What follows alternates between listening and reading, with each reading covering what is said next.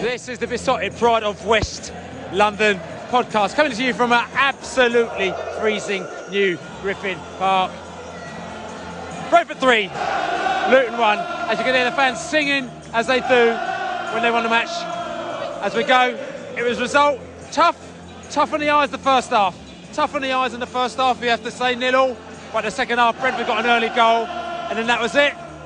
It was like the Pandora's box was opened. Good result. Good result. Deserved result. Kept the ball better than them. Every time they got the ball, they gave it straight back to us. Bit of a hard watch at times. First half, we dominated. I think they scored with probably their only shot on goal up to that point. But as in a typical Brentford style, we did seem to make it a bit harder work than we needed to.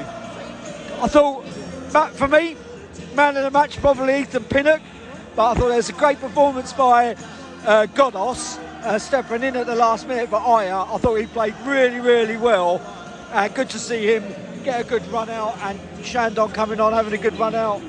KLP was fantastic when he came on, running at them, creating the last goal.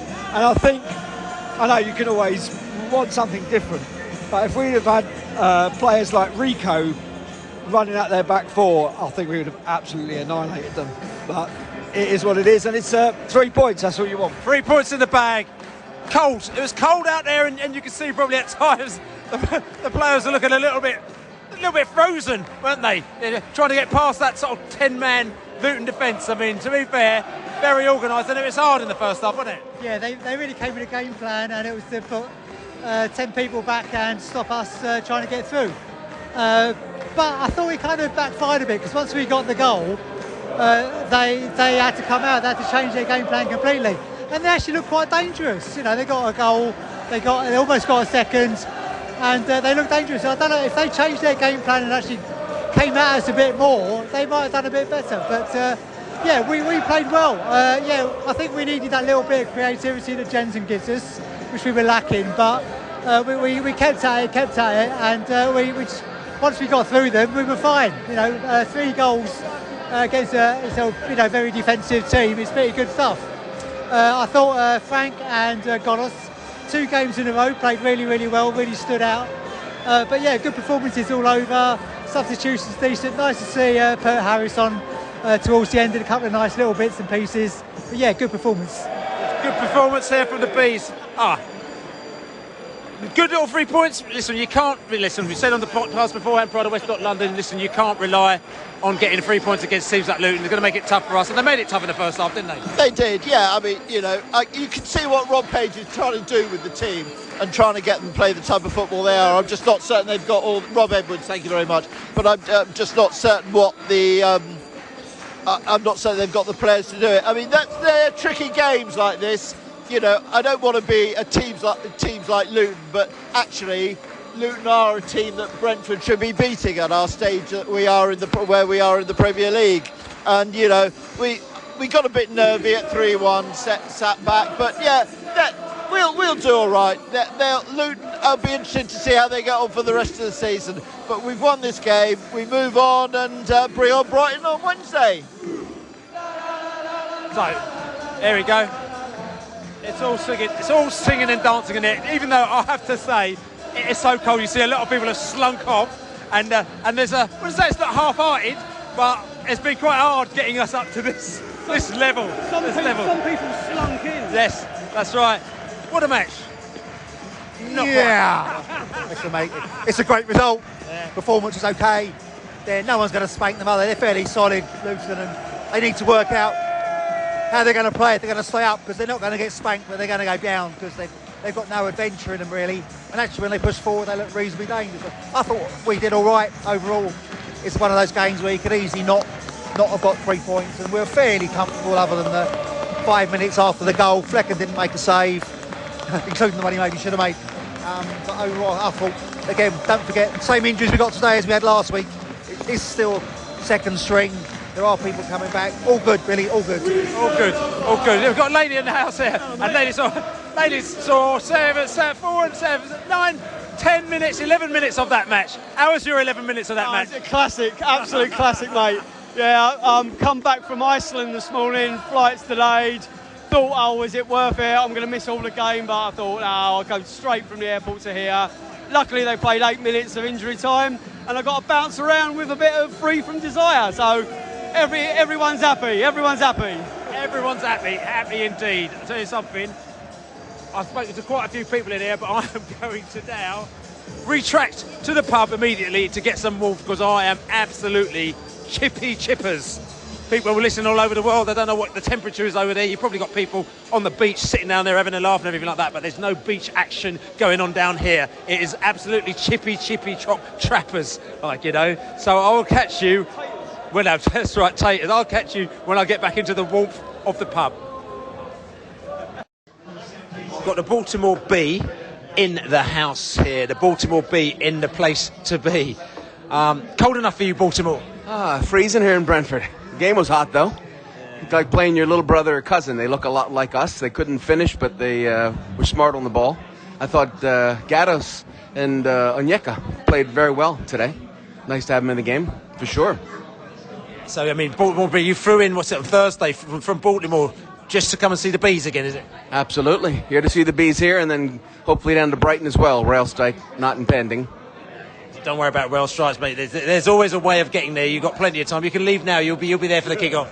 I'll be there for sure in the away end being loud. Yeah, that's all good. So, I mean, just talk to me about that game. I mean, again, like I said, you watch a lot of the games, obviously, on the screen in Baltimore way. Have you managed to, before you, have you managed actually to pull together a Baltimore crew together? Because you were talking about getting a crew of people. We do. We have a Baltimore Bees supporter club. In fact, 3 or 4 of them are over here now. One of the guys, George Hess, actually won a free ticket, free airfare, and a free hotel from the club during the summer series. So he's quite the celebrity now, Bill. Okay. But no, we've got a good club. We get together to gather at 7:30. It's tough to find a pub that'll host us because there's a lot of the bigger clubs that are more popular and bring more people. But we're together and we're there. So it's good to be here. It's a lot more exciting. Don't get in trouble for yelling like at the couch at home with my wife. Yeah, this is all good, yeah. And like I said, just coming back to the game itself, you know what I'm saying? The first half was tough, you know, and they kind of got us, you know, locked as it is, but the second half, you know, we just turned the screw, didn't we? Yeah, I think this is one of those games where you appreciate Frank, right? Not only for the way Thomas plans the game, but clearly there were some words politely shared or not in the dressing room at halftime, and they came out playing much differently, much more aggressively. They looked a lot more cohesive, even body language-wise. Neil was on the ball rather than flapping his arms at other players. So I think they looked totally different. They turned it quite around. They were on the front foot and making passes, which were missing in the first half for sure. And I mean, like I said, you're going back to Bournemouth, but you got sort of the Brighton game. What are your thoughts just looking forward to the Brighton game after seeing that?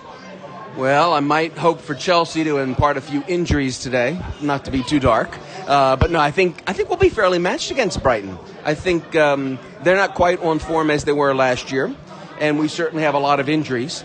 But it was nice to see Yarmouk and even Gatos and some of the folks come off the bench. Shandon Baptiste was quite direct at the end, which I think we needed. So I think we'll look for a point, but I think we have a good shot. And you and me stood together the last time we played Brighton, which is in the Dome in Atlanta as well, wasn't it? The Dome in Atlanta is where we saw the Bees play Brighton, and they did us. I think it was 2-0, I think the score was. So we owe them one. We owe them one, but if you remember, that game was 2-0 on the board, but was quite competitive, right? It was one of those preseason games where Thomas was trying some things out. So I think we owe him one and then some. It was freezing that day as well. It wasn't freezing, wasn't it? It was not freezing at all. Oh, sorry. 90 degrees. Yeah, 125 degrees. Yeah, and that's in the Dome. They had the aircon on. Yeah.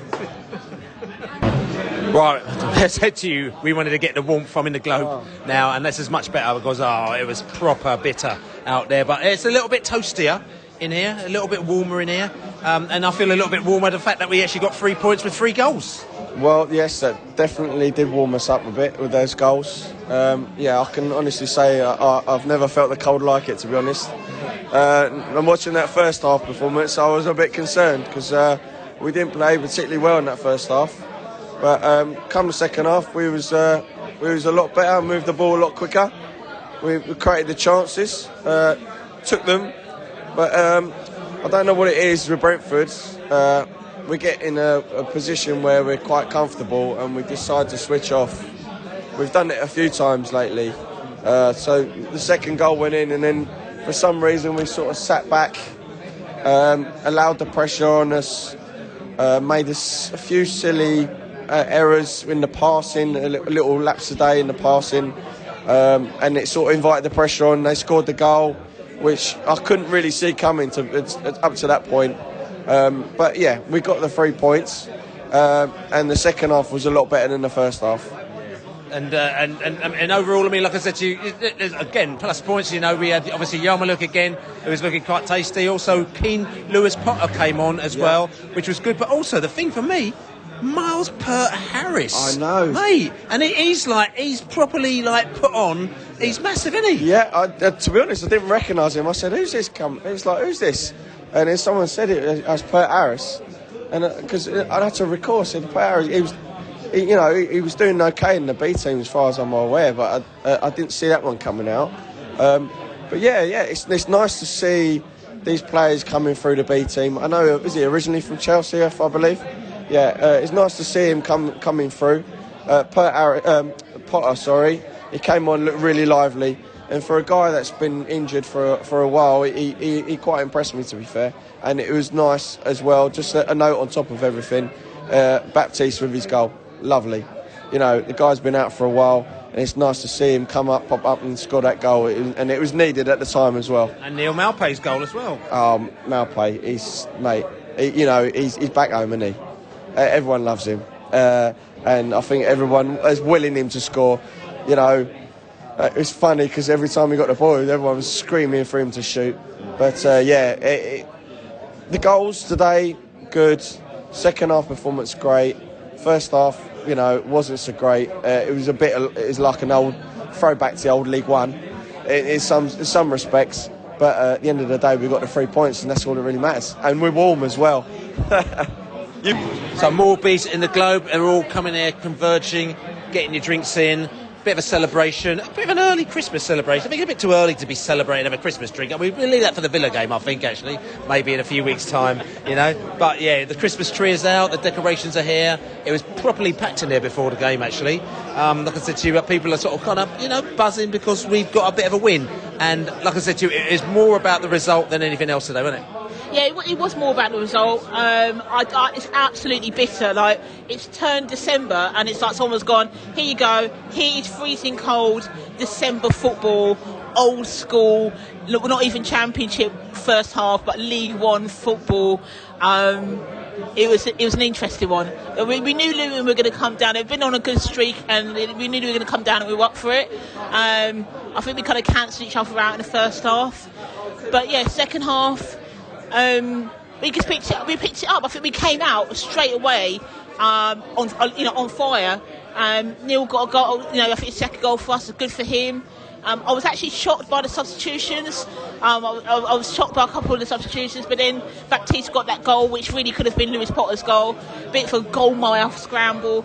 But yeah, you know what? I'm happy to get 3 points. We've got Luton, we've got Brighton, we've got Sheffield United, and you look at those and you go, yeah, they should be 9 points. But then we know from previous seasons, we know from previous seasons that it doesn't always work out like that. And I thought if we could get 3 points out of these 3 games, we've got 3 points today, so I'm happy with that. Burnley have beaten Luton. Burnley have beaten Sheffield United 5-0, so it sets it up very interesting for Saturday. Sets it up very interesting for Saturday, as they say. This is Besotted Pride of West London podcast. Buy us a beer, besotted.com/beer. Don't forget to write us a review and to subscribe on all good podcast channels. Thanks for listening. Check us out for next week's podcast, Pride of West London. We've got a game on Tuesday, Wednesday in Brighton. We're in Brighton. That's going to really mess things up, actually, for next week. We'll have to work out exactly, but we always get them out to you as well. But listen, thanks very much for listening. Everyone, thanks for your support. But like I said to you, we've beat the Luton down, as we say. Come on!